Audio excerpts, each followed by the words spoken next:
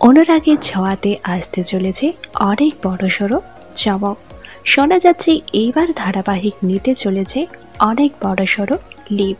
নিজেকে বাঁচাতে গিয়ে রূপার হাতে মারা গিয়েছে রুডি, কিন্তু শেষ পর্যন্ত সব দায়ভার নিজের কাঁধে তুলে নেবে দীপা।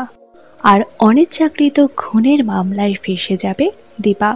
অনেক দিনের জন্য না হলেও কিছুদিনের জন্য জেলে যেতে হবে তাকে। আর ততদিনেই পাল্টে যাবে অনেক কিছুই। হয়তো রূপার সংসারে আসতে পারে নতুন সদস্য, আর সোনার জীবনেও আসতে পারে নতুন কেউ।